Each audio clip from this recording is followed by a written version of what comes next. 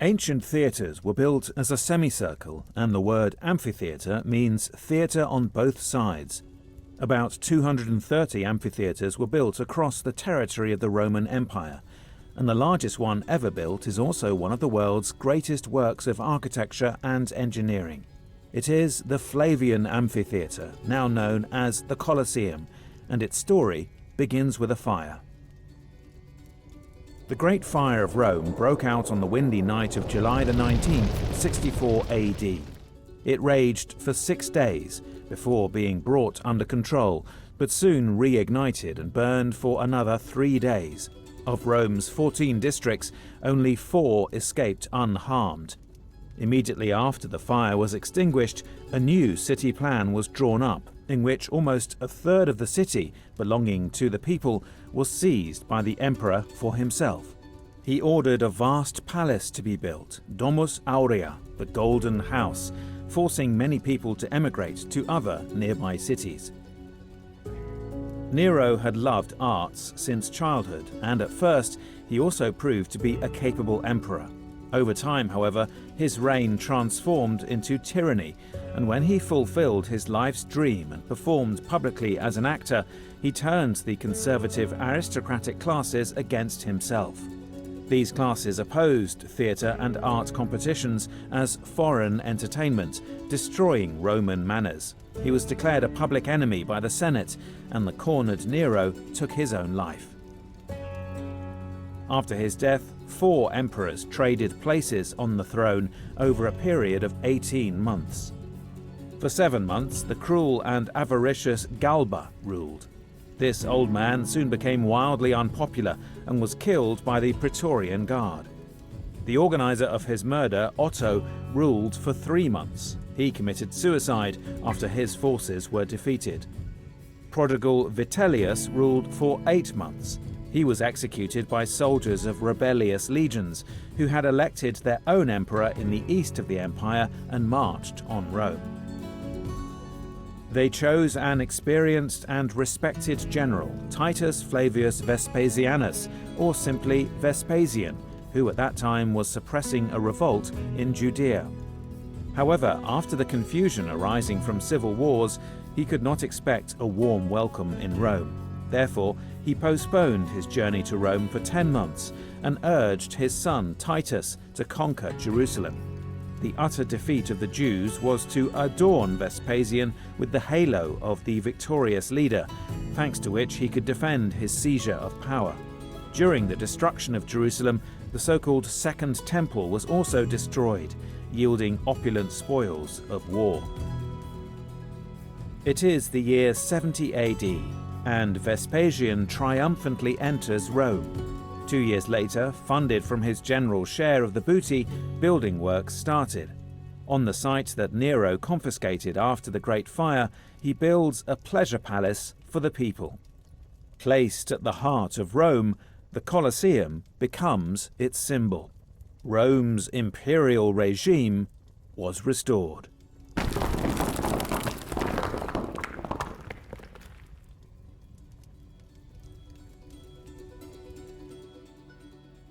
After the Great Fire razed this originally densely inhabited area, Nero built his grandiose Domus Aurea on this site.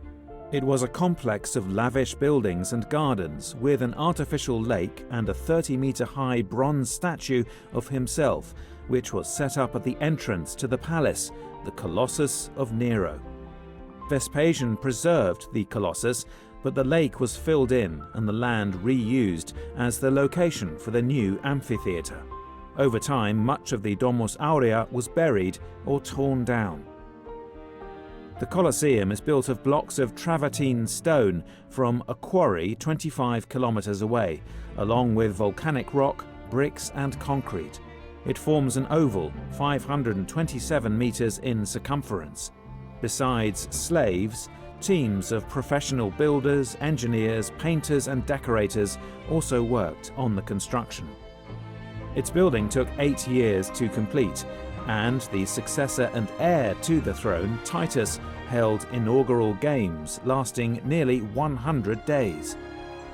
The Roman historian Cassius Dio recounts that over 9,000 wild animals were slain and a mock naval battle involving 3,000 men was enacted. Such spectacular shows were infrequent in the monument's history, and not all emperors were enthusiastic for these spectacles. Some celebrated their succession to the throne, their predecessors, birthdays, or victory over a foreign enemy. The name Colosseum for the amphitheater dates from the 6th century. Nero's successors remodeled his statue into the likeness of the sun god Sol by adding the appropriate solar crown and name, Colossus Solis. Some of the emperors also altered the statue's face to make it resemble themselves. One of them, Hadrian, moved the giant sculpture using 24 elephants to its position beside the amphitheater, where it stood well into the medieval era and was credited with magical powers. It became an iconic symbol of the permanence of Rome. Are you afraid of heights?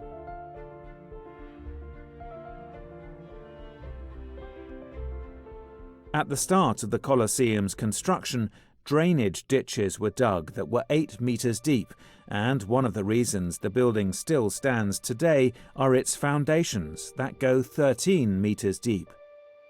The outer wall's facade comprises 3 stories of open archways, framed by half columns of the Tuscan, Ionic, and Corinthian orders, while the attic is decorated by Corinthian pilasters and small windows, between which are bronze shields. The total height is 48 meters.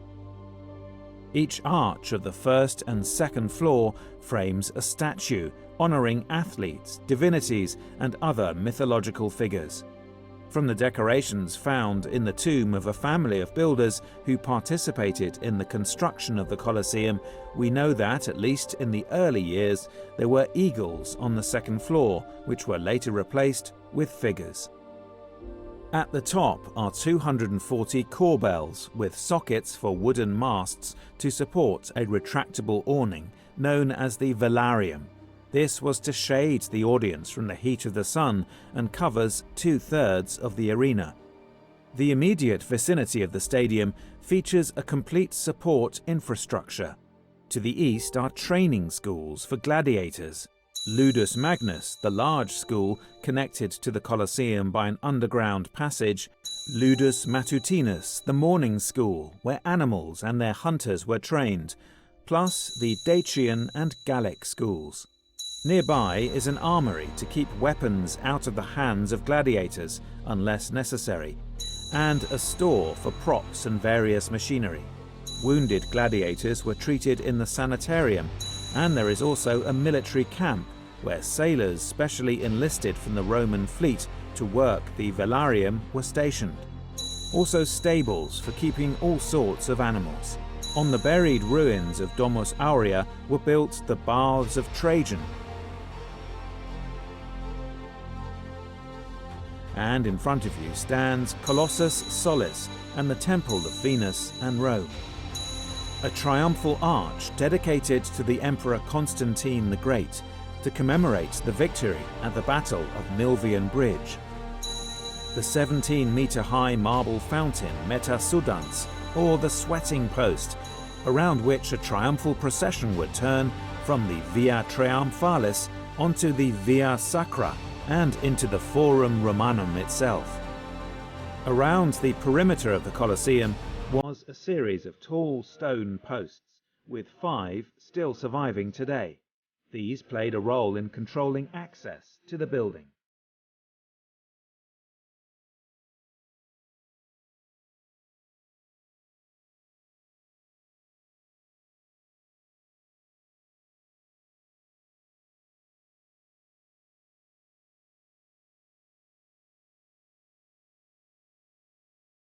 Spectators are given tickets in the form of tokens of wood, bone, or lead, on which is written the entrance, level, and row number.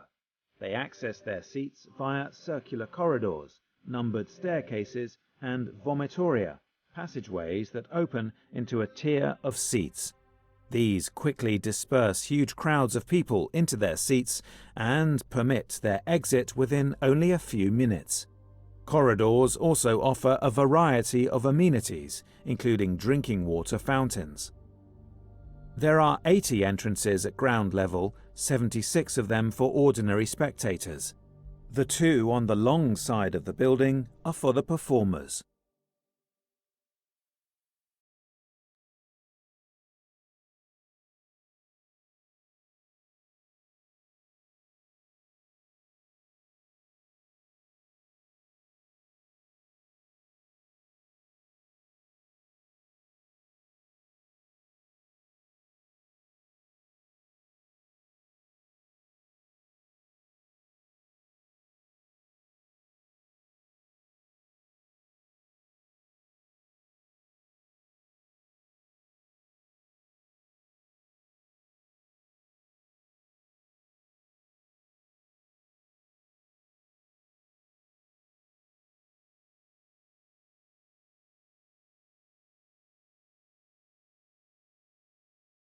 The northern and southern entrances, topped with a 4-horse chariot, are reserved for the elite and the emperor.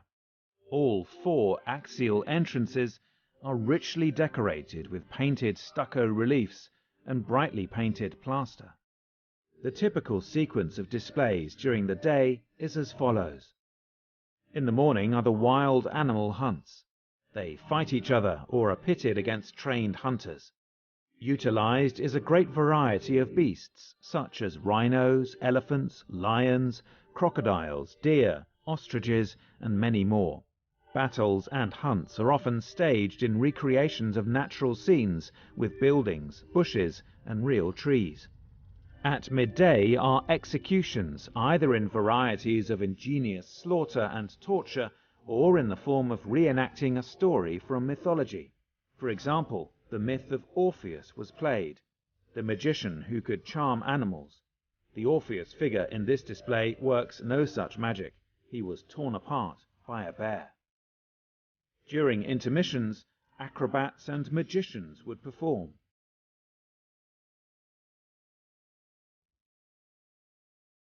In the afternoon, the gladiatorial bouts begin. They usually fight one-on-one, with trainers and referees on hand to supervise the match. Victors may win fame, fortune, or freedom. Are you an emperor or a Vestal Virgin?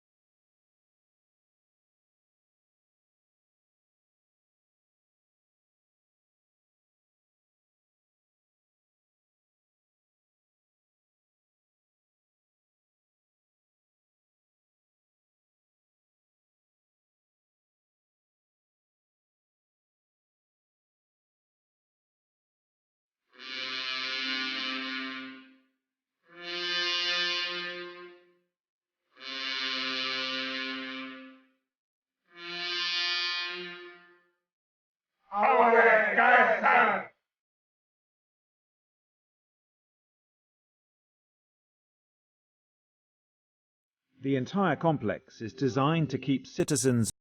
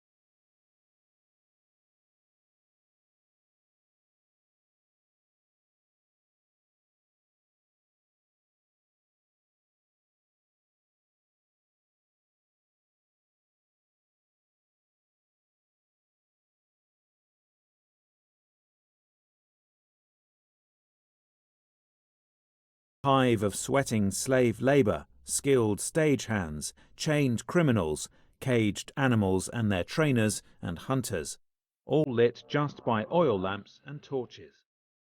It is also connected by tunnels to several points outside the building, allowing cages and performers to be brought in.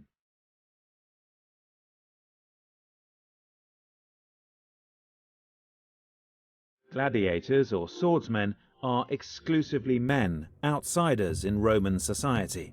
Some of them are captives of war, slaves and condemned men.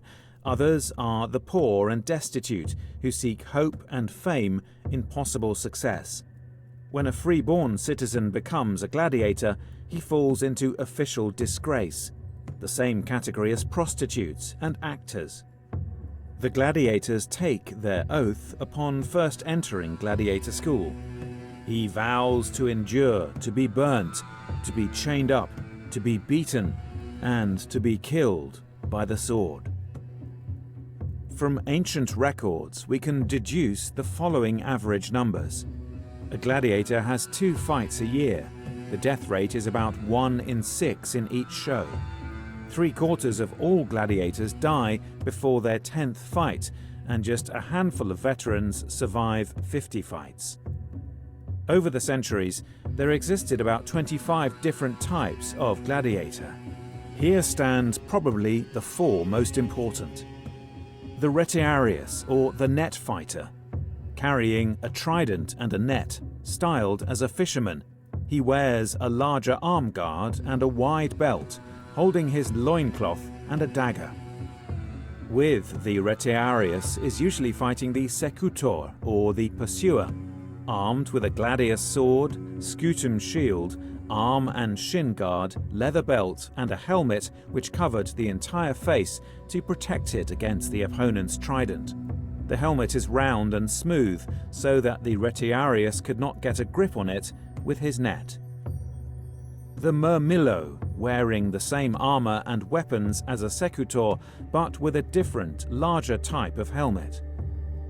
The Thraex, armed in the Thracian style. He carries a small rectangular or circular shield and a short sword with a curved blade. He has an arm guard, decorated shin guards and belt, and a large helmet. The average weight of the helmets is about 4 kilograms, the heaviest coming in at almost 7. They are often embossed with figures of barbarians paying homage to the goddess Roma, the personification of the city. Other types of gladiators were, for example, the provocator or challenger, the hoplomachus with his Greek equipment, the Samnite, resembling tribes defeated by Rome in the 3rd century BC, and so on. A defeated gladiator, if still alive, is at the mercy of the audience and the sponsor of the games. When missio is refused, he is put to death by his opponent. To die well, a gladiator should never ask for mercy nor cry out. A good death redeems the gladiator from the dishonorable weakness and passivity of defeat and provides a noble example to those who watch. The shows are demonstrations of power of Rome over the conquered lands, a sign of family prestige, but also have a strong religious element and are a kind of sacred ritual of self-sacrifice to Rome. The biggest bloodbath ever recorded was organized by the Emperor Trajan to celebrate his conquest of Dacia. The games took place over 123 days. 11,000 animals were killed and 10,000 gladiators battled. But such games were not held as one continuous block. First came 2 years of preliminary games with 12-day blocks. Then came the main games lasting 1.5 years, involving 5,000 gladiators. This game plan shows that on average, the Colosseum was used 1 out of every 5 days. What went on, if anything, in the monument during the years of less frequent use, nobody knows. Thanks to a 4th century calendar, we know that out of 176 holidays, only 10 days were devoted to gladiator games, and that the Colosseum could accommodate 87,000 people. It's worth remembering that, as with Christmas, frequency is not a good guide to cultural importance. Also, modern estimates put the capacity at around 50,000 spectators. Do you want to experience what it was like here when it was full of spectators?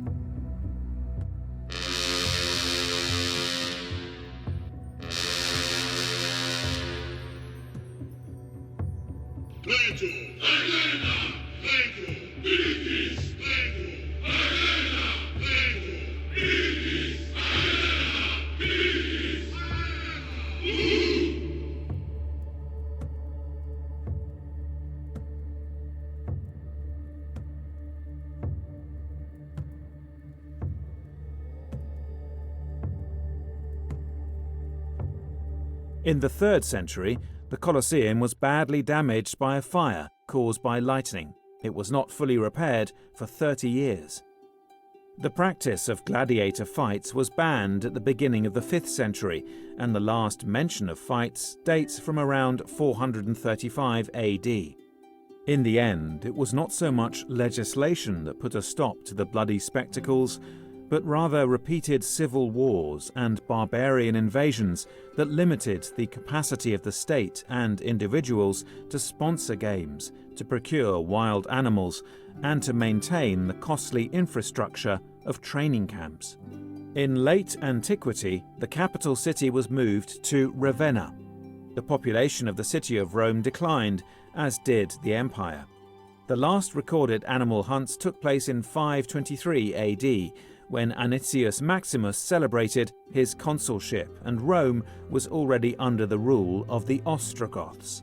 Their king, Theodoric the Great, criticized the games for their high cost, even though they were still extremely popular. By the late 6th century, a small chapel had been built into the structure of the amphitheater. The arena was converted into a cemetery, and spaces in the arcades were rebuilt into housing and workshops. Around the year 1200, part of the Colosseum was even fortified. Severe damage was inflicted on the building by the Great Earthquake in 1349, causing the outer south side, built on less stable terrain, to collapse.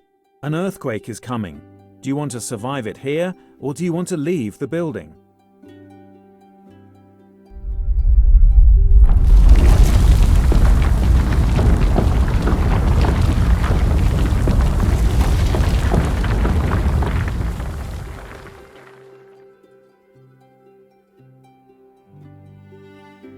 The amphitheater was turned into a quarry. Tumbled and interior stone was reused elsewhere, and decorative marble elements were ripped out and burned to make quicklime. In the mid-15th century, one Italian scholar ruefully recalls that most of the Colosseum had been turned into lime. Those little holes all over the building are where enterprising medieval hucksters hacked out 300 tons of iron clamps which held the blocks together. Dismantling of the building began to slow down by the end of the 16th century, and restoration work started in the 18th century. With growing pressure to investigate the ancient history of the monument and the establishment of the new Italian state, the Colosseum was proclaimed a state monument and an archaeological site in the 1870s. The new authorities' first act was to remove what they called weeds. We don't know why, perhaps due to the special microclimate within the walls, or that seeds fell out of the fur of the exotic animals, but a total number of 418 various plants were identified at the site, including some extraordinary rarities, which had thrived for centuries in the building's ruins. We know very little about those who designed the amphitheater, but thanks to them and to its preservation, it became a model of all large modern stadiums and a symbol of Rome. Most Romans and their bloodthirsty culture did not approve of the shows, but later Christians saw in them the cruelty of Roman paganism, to which they were so strongly opposed. And what do you think of the Colosseum and all it represents?